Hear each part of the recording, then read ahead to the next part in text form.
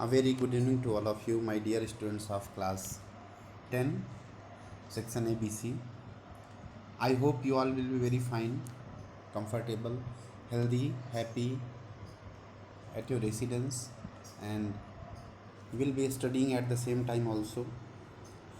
My dear friends, as we all know that this is a very critical time, but please utilize this time in your favor. Please study in such a way that you may get progress, you may get some better result. You can utilize this time in your own style. ठीक है, life में कभी कभी बहुत struggling condition आ सकती हैं, ठीक है ना, जैसे कि इस समय चल रही हैं।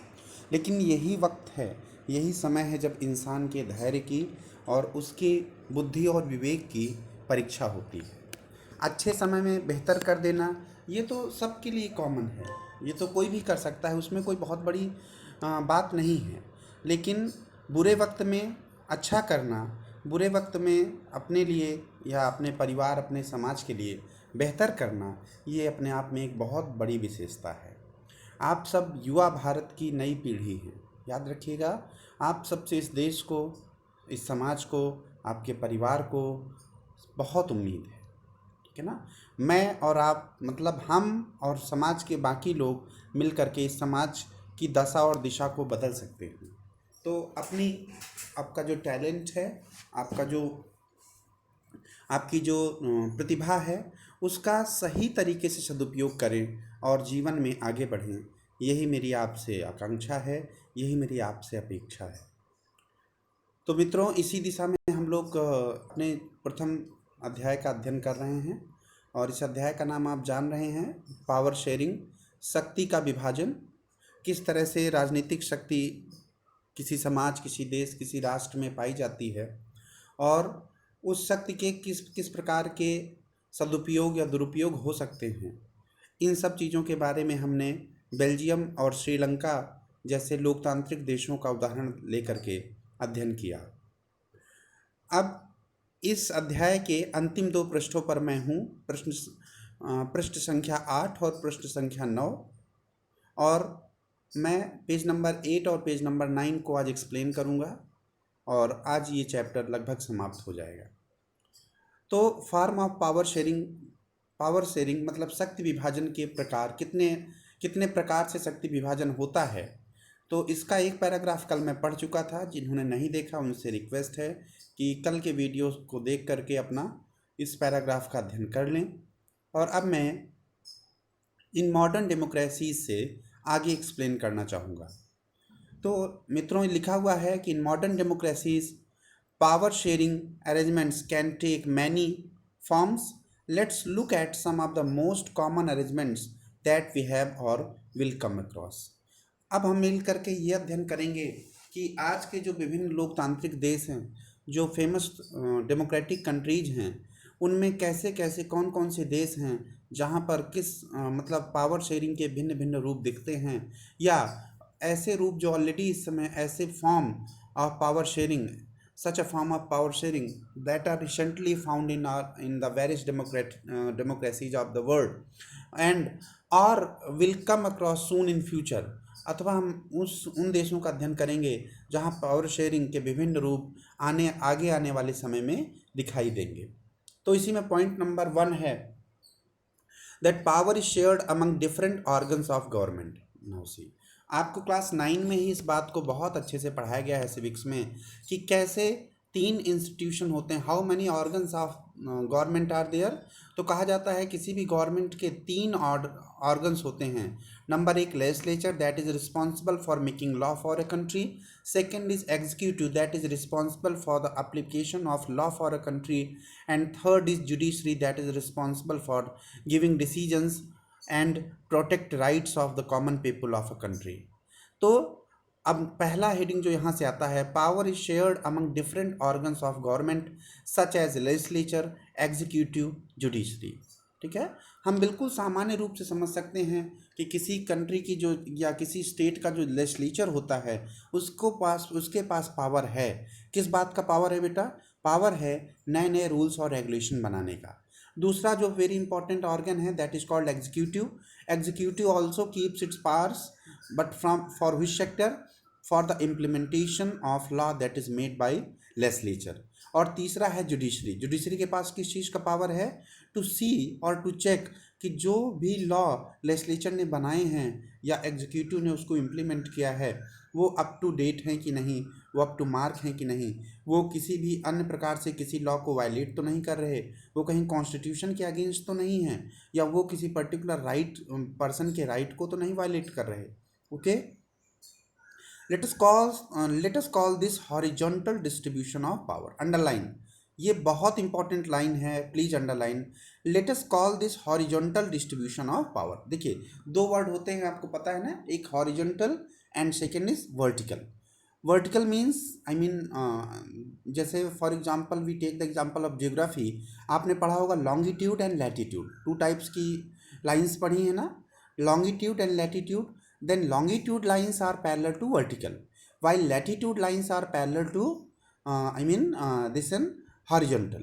Okay, तो अब उससे आप समझ लीजिए कि हॉरिजॉन्टल पावर क्या है और वर्टिकल एस्पेक्ट क्या है. तो let us call this horizontal distribution of power. If a question of 1 mark will come in your examination in which this will be asked that what do you mean by the horizontal distribution of power, then you'll have to write down that the power that is distributed among different organs of government such as executive, legislature and judiciary is called horizontal distribution of power sharing, because it allows different organs of government placed at the same level to exercise different powers. Such a separation ensures that none of the organs can exercise unlimited power. Such a separation of power, again I say, 9 में एक theory आपको पढ़ाई गई थी, theory of distribution of power, then the theory of control, है ना, separation and control, separation of power and controlling of power. हम simple word में कहें तो separation of power and controlling of power. अब कैसे? As we all know that हमारा जो हमारे देश के या किसी भी डेमोक्रेटिक कंट्री के जो 3 मेन ऑर्गन्स हैं, लेजिस्लेचर, एग्जीक्यूटिव, जुडिशरी, इन तीनों के पास बेटा, और इन ऑल 3 ऑर्गन्स के पास जो आपका पावर है, आपका जो पावर है वो डिफरेंट है, अलग अलग है, वो ऑलरेडी डिसाइडेड बाय कॉन्स्टिट्यूशन है. अब व्हाट वी हैव टू सी, कहीं ऐसा ना हो कि कभी लेजिस्लेचर एग्जीक्यूटिव को, कहीं ऐसा ना हो कि कहीं लेजिस्लेचर एग्जीक्यूटिव के पावर को वायलेट करे, कहीं ऐसा ना हो कि एग्जीक्यूटिव जुडिशरी के पावर को वायलेट करे, या कहीं ऐसा ना हो कि जुडिशरी लेजिस्लेचर या एग्जीक्यूटिव के पावर को वायलेट करे. इन सब बातों से बचने के लिए हमारे कॉन्स्टिट्यूशन में पावर शेयरिंग की व्यवस्था की गई है.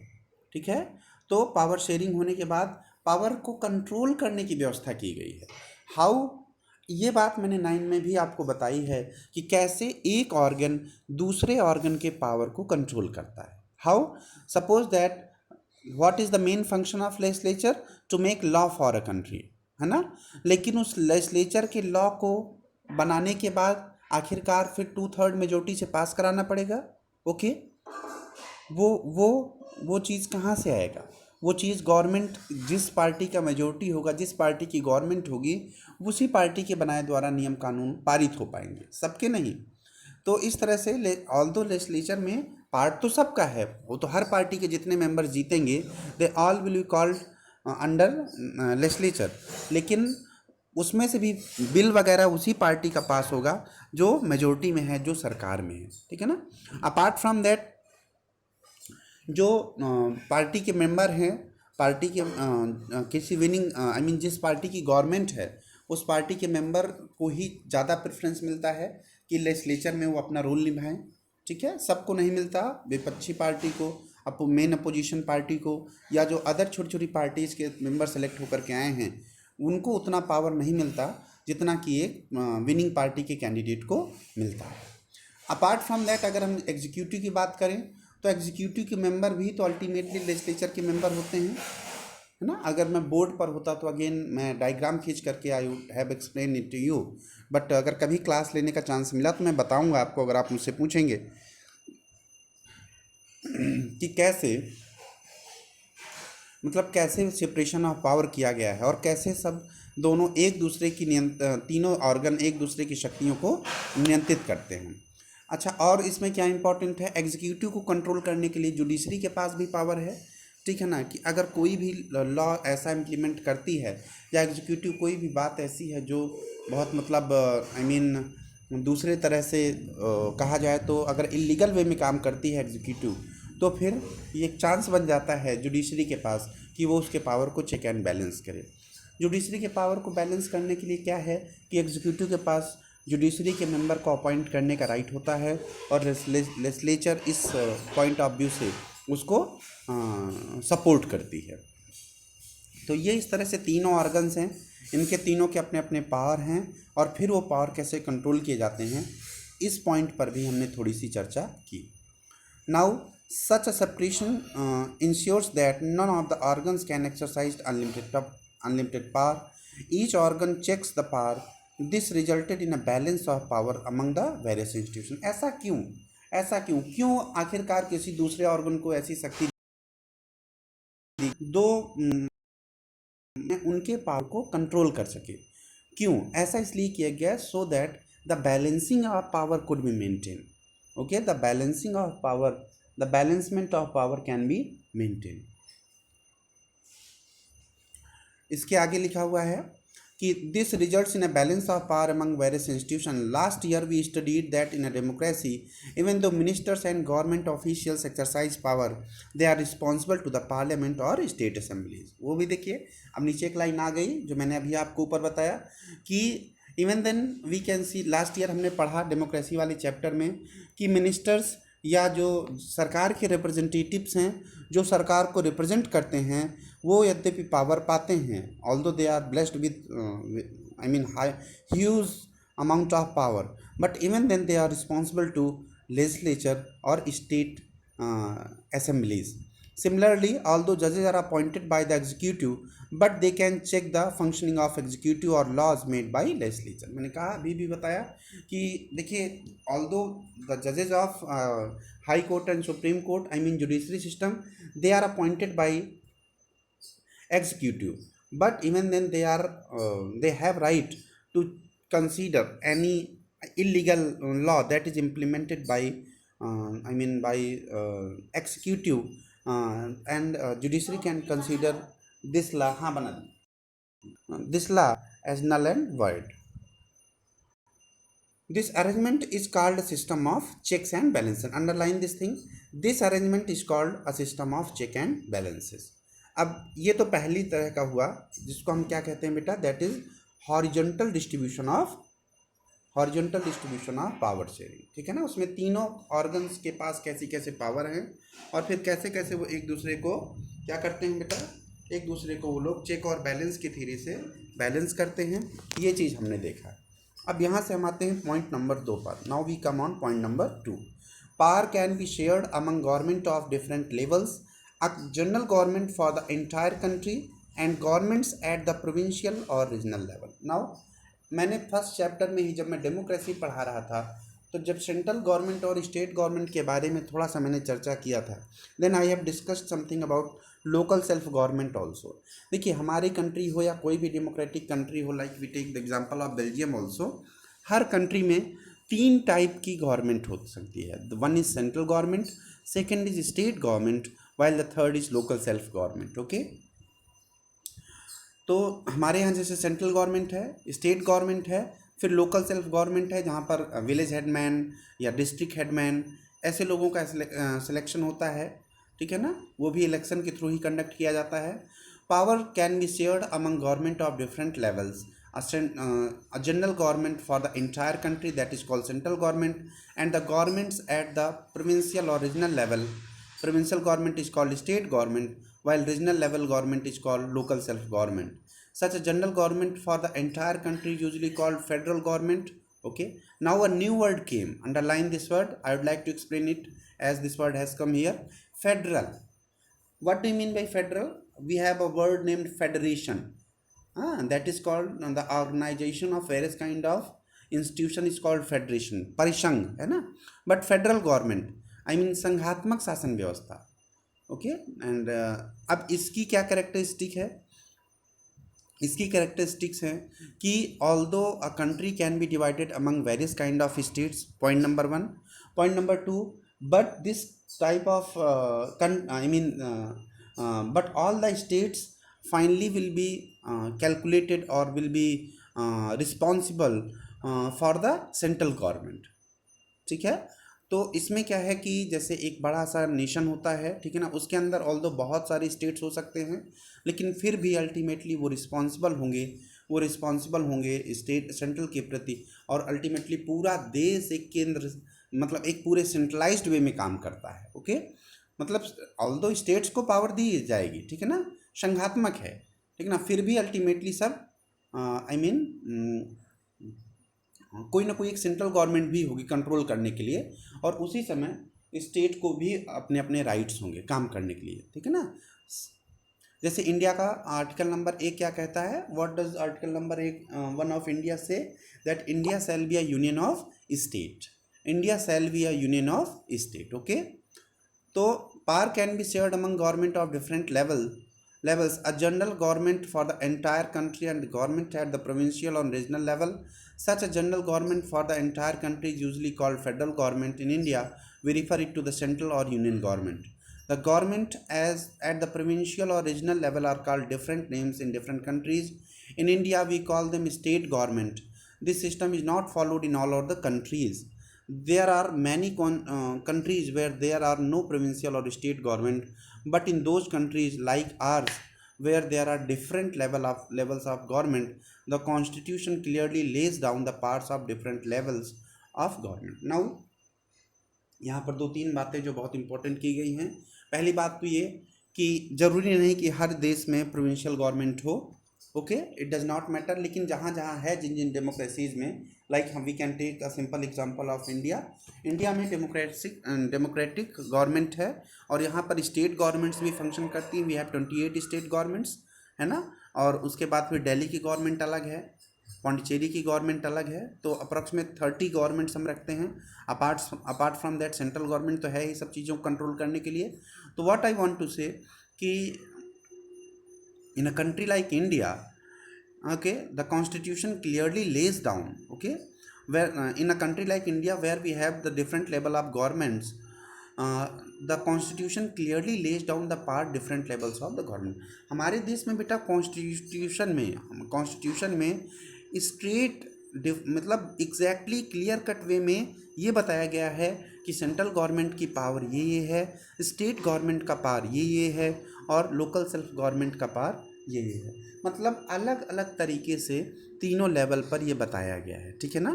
तो please keep this thing in your mind कि कैसे इन चीज़ों को कंफर्म किया गया है। ओके, अब इफ़ आई डिस्कस कि कैसे किया गया है, तो आपको फिर लिस्ट सिस्टम पढ़ना होगा ना। लास्ट ईयर मैंने बताया था 3 टाइप की लिस्ट होती हैं। वन इज यूनियन लिस्ट जिसपे सेंट्रल गवर्नमेंट के पास कौन कौन से पावर हैं वो सब्जेक्ट दिए गए हैं यूनियन लिस्ट के।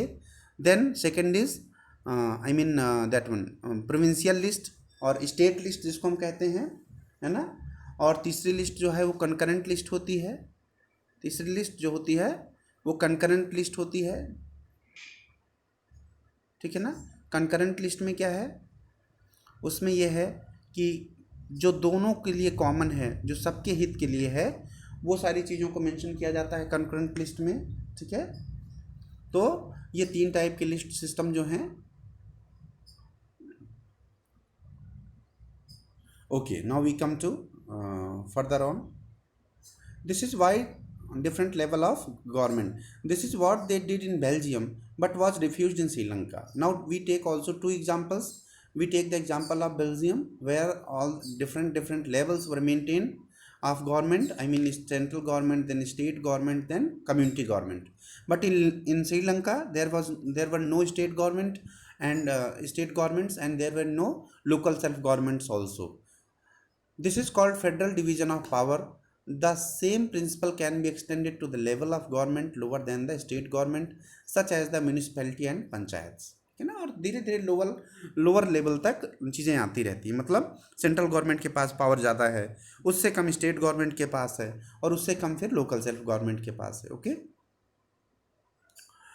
let us call the division of power involving higher and lower level of government vertical division of power. Underline this thing. Okay, again I repeat, underline, ये दोनों horizontal and vertical important हैं।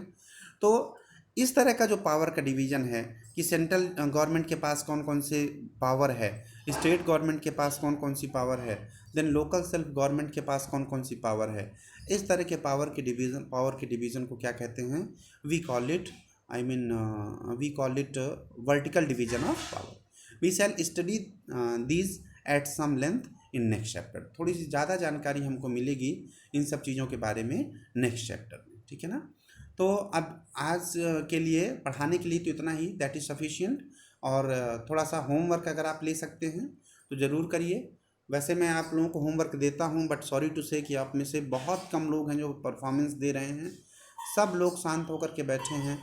May be वो सोच रहे होंगे कि नहीं ये तो पार्ट टाइम टीचर है, ये तो राउत सर की जगह पढ़ा रहे हैं। But please try to understand, क्योंकि जितना आप करेंगे अच्छा उतना ही आपके साथ बेहतर होगा।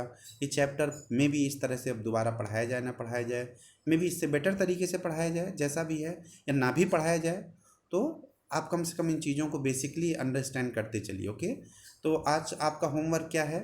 आपको एक्सरसाइज का क्वेश्चन नंबर 1 2 3 सबमिट करके भेजना है।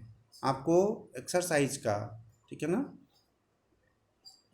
सिविक्स एक्सरसाइज का क्वेश्चन नंबर 1 2 3 करके सबमिट करके आपको भेजना है। That is your homework for today. और बस take care about yourself, stay happy and healthy at your residence, keep yourself warm, keep yourself cool, active, okay, and don't take tension, be pessimistic in your life. कोई भी चीज़ अगर आपको समझ में नहीं आती, then please ask it to us, please make a contact to us. We are highly dedicated towards you people, and we are all dedicated to save you and to teach you also. ठीक है, तो आज के लिए इतना ही। अपनी care करिएगा। Thank you. Will meet in next chapter, next session.